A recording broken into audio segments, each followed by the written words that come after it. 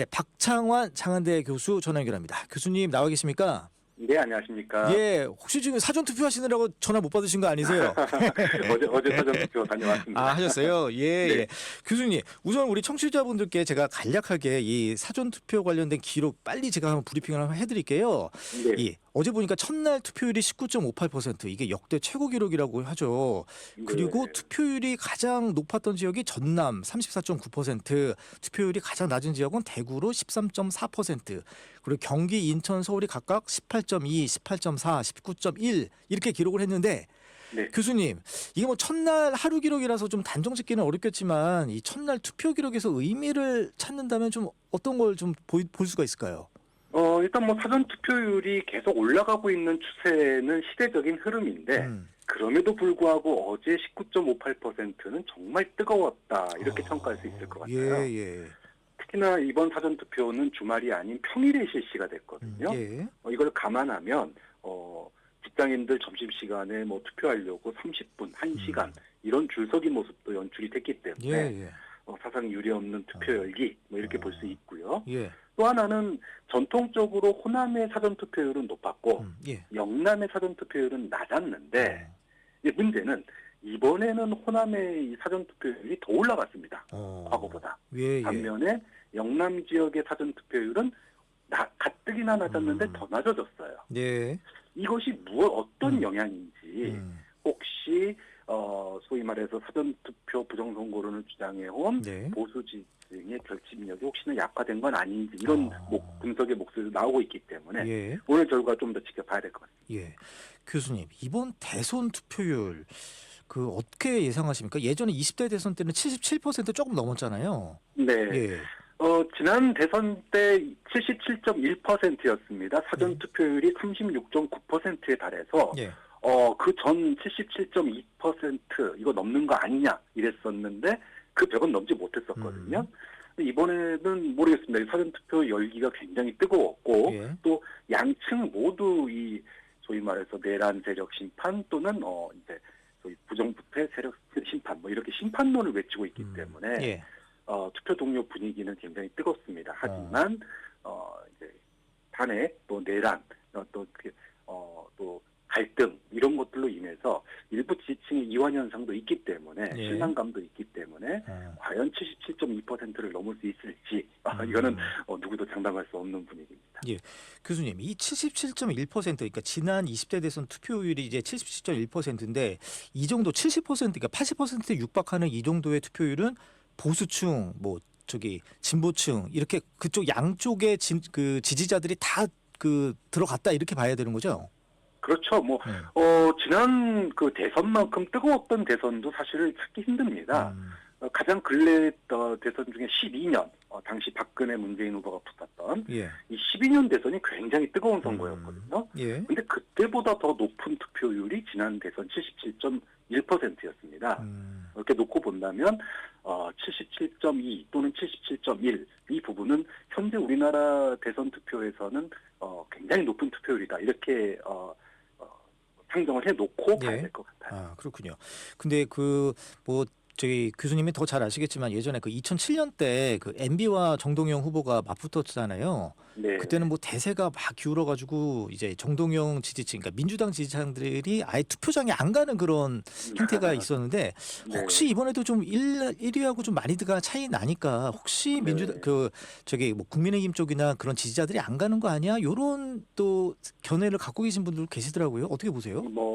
일부는 그럴 수 있다고 봅니다. 제가 제 지지층이 결집됐냐 아니면은 지지층이 이완됐냐를 봐야 된다라고 말씀을 드렸는데, 아까 이제 사전 투표율이 물론 뭐 경향적으로 호남이 높아왔습니다만은 과거보다 더 높은 추세를 보이는 것, 이것은 지지층의 결집력이 상당히 강고한 거 아니냐라고 하는 어떤 그 신호로 받아들여지는 거고요. 반면에 가뜩이나 낮았지만 더 낮아진 이 영남의 사전 투표율, 지금의 어떤 그 4분 오열된 내분 사태와 단일화 실패, 그리고 뭐 이준석 후보의 뭐 말 논란 이런 것들이 결속력을 떨어뜨린 거 아니냐 이런 분석도 있기 때문에 이것이 이제 과연 실제로 결과에서 본투표나 또 결과에서는 어떻게 나올지도 우리가 이제 투표 결과 나오고 나면 분석해봐야 될 대상이죠. 아, 그렇군요. 그 보통 이제 지금 뭐 사전 투표를 하시는 분들은 이미 마음속에 다 나는 이 사람을 뽑아야 돼 이런 게 예전부터 마음속에 있던 분들이 보통 사전 투표 많이 하시잖아요. 네. 예. 근데 그 선거 본날까지 누구를 뽑을까 고민하고 계시는 이 부동층들, 이런 부동층들은 보통 투표를 하긴 할 텐데 이럴 때는 뭘 보고 투표를 합니까? 뭐 인물을 보나요? 예, 사전 투표가 이제 각 적극 지지층만 사전 투표한다. 이거는 좀 옛날 얘기 같고요. 그래요? 요새는 이게 6월 초에 연휴가 껴 있습니다. 또 네. 그러다 보니까 사전 투표를 하고 놀러 가겠다는 분들도 굉장히 많아요. 미리 하고 저 월요일 날 네. 연차 내고 가신다. 네네네. 그런 분들도 많기 때문에 네. 딱 중도층은 아직 투표 안 했다 이렇게 보기는 어렵습니다. 예, 근데 그렇군요. 그럼에도 불구하고 중도층들이 이 투표를 할 때 예. 보면은 선거 공보물 많이 보시는 것 같아요. 공보물을 생각보다 꼼꼼히 좀 읽으시는 분도 있고요. 또 좀 세대마다 또 투표의 기준도 좀 달라지는 게 있는 것 같습니다. 그렇군요.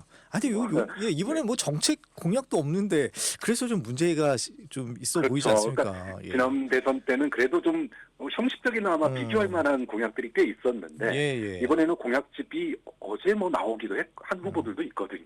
그걸 언제 보겠습니까? 그런 점에서는 인터넷에 들어가면 내 포털에 후보 공약 보기가 있습니다. 그거라도 좀 보고 가시면 조금 도움되지 않을까 싶어요. 뭐 지지율 투표율과 관련해서 하나만 더 좀 제가 좀 질문 좀 드릴게요. 그 이재명 더불어민주당 후보가 이제 여론조사상 계속 50% 뭐 안팎으로 계속 기록을 하고 있었지 않습니까? 네. 그 민주당 쪽 입장에서는 지금까지 뭐 지금은 입조심을 하지만 이겨도 크게 이겨야 된다. 뭐 간신히 이기면 소용없다. 솔직히 그런 분위기가 있었잖아요. 그 초반에는. 네. 만약에 뭐 1위로 당선이 될 경우 뭐 지지율은 한 어느 정도로 보세요? 예전에 가장 많은 지지율을 받았던 사람이 박근혜 전 대통령이었잖아요. 네. 당시 후보가. 사실 박근혜 전 대통령이 이제 가장 최근에 50%를 넘은 유일한 당선인입니다. 근데 그 당시에는 특이한 게 1대1 구도였어요. 다른 후보가 있긴 했지만 군소 후보라서 거의 뭐 3% 미만이었기 때문에 사실상 1대1 구도여서 50%가 가능했다라고 보고요. 그 이후의 대선에서는 다자구도였습니다. 다자구도에서는 어렵겠죠. 50% 넘기가 쉽지가 않은 상황이에요. 그런 점에서 내란 종식을 목표로 이번 투표를 응징 투표로 규정했던 민주당 입장에서는 사실 초반부터 50% 이상의 압승 이런 얘기를 해왔습니다. 하지만 중간에 오만한 거 아니냐. 지지율이 한번 출렁인 적이 있어요. 며칠 전에. 그러다 보니까 지금은 그 얘기는 쏙 들어가고 하지만 이제 내심으로는 지지율이 이제 투표율이 높아서 또 50%를 좀 넘었으면 하는 속내는 감추지는 못하는 것 같습니다. 그렇군요. 이번에 보수 정당의 단일화 실패 관련해서 좀 얘기 좀 들어보고 싶습니다. 뭐 김문수, 이준석 후보 결국엔 단일화 실패한 것으로 드러났는데 이제 3자 구도로 치러지게 되지 않습니까? 그럼에도 불구하고 이재명 더불어민주당 후보는 어제 자신의 페이스북에 이렇게 썼더라고요. 이준석 후보님 단일화 절대 안 한다더니 결국 김문수 단일화로 내란 부패 갈라치기 연합 확신합니다. 이렇게 썼어요. 어떻게 단일화 가능성 자꾸 이 후보가 언급하는 이유 속내가 뭡니까? 일단 첫 번째는 지지층 결집용이라고 보입니다.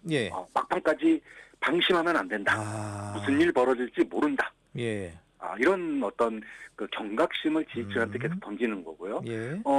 딱 3표 뭐 이런 지금 캠페인으로 투표 독려를 하고 있는데 혹시나 단일화 안 됐기 때문에 이건 뭐 어차피 이긴 거야. 이런 어떤 이제 방심을 막기 위해서 끝까지 이제 이 카드를 놓지 않는 거라는 측면이 있는 거고. 두 번째는 이준석 후보를 자꾸 자극하는 겁니다. 그래서 역으로 단일화 할 거잖아. 할 거지. 이런 식으로 이렇게 던지면 이준석 후보가 난 안 한다고 몇 번을 얘기했는데 왜 자꾸 그러냐. 이게 이제 소위 말해서 이제 국민들에게 경각심 내지는 단일화에 대해서 계속 고민하게 만드는 이런 분위기 또 이준석 후보를 견제하는 기능도 있기 때문에 이런 효과들을 노리고 단일화 카드를 끝까지 주장하는 겁니다. 뭐 이준석 후보 얘기 나왔으니까 이 여성 신체 표현 발언 이것 때문에 좀 파장이 큽니다. 이제는 이재명 먼저 이거 먼저 여쭤볼까요? 이준석 후보 이 발언 일단 어떻게 보세요, 교수님은? 지난 22년 대선 때 이준석 후보가 이준석 당시 당대표였죠. 예. 이재명 후보의 말 형수 욕설 논란이 있었습니다. 예. 이거를 선거운동에 활용해야 된다라고 하는 당의 목소리에 대해서 반대를 한 적이 있어요. 근데 왜 반대했냐? 예. 유권자들에 대한 존중, 정치의 품격, 예. 공정성 이런 걸 들어서 이런 그 소위 말해서 네거티브는 안 된다 이렇게 반대를 했었는데 예. 근데 이제 와서 3년 전 사건을 가지고 그 표현을 그렇게 소위 말하면 성폭력을 묘사해도 되느냐 예. 이런 거에 대한 반론도 상당히 깊고 뭐 네. 굉장히 후폭풍이 거세고 있다. 뭐 사실 검증을 빙자한 폭력 아니냐 예. 이런 비판들을 벗어나기 좀 어려운 상황 같습니다. 예, 교수님, 요 끝으로 요거 좀 여쭤볼게요. 이제 D-4일인데 남은 기간 각 후보 득표 전략 이번 주말도 껴 있고요. 이제 어떻게 해야 될지 각 당 후보들 전략 한번 예측해 주십시오.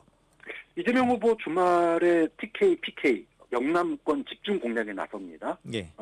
겉으로는 얘기하지 않지만 과반 승리를 위해서는 이 지역에서 상당한 표를 가져와야 되기 때문에 예. 여기에 집중하는 모양새고요. 네. 김문수 후보 오늘부터 90시간 집에 안 가고 수도권, 강원, 전남까지 외박하면서 유세를 하겠다. 예. 마지막 총력전을 펼치겠다라는 거고요. 예. 또 한편에서는 이준석 후보의 말실수 논란에서 반사 이득을 얻겠다. 그리고 이재명 가족비리 진상조사단을 구성해서 논란을 키우겠다. 이런 전략입니다. 이준석 후보 수도권을 중심으로 해서 쪽잠 유세를 펼치겠다 그랬어요. 네. 잠 아예 안 자고 심야 시간에도 번화가의 식당, 술집 구석구석 돌겠다라는 건데 네. 이 발언의 후폭풍이 굉장히 큽니다. 정면 돌파 의지를 보이고 사과는 했지만 검증은 여전히 필요하다.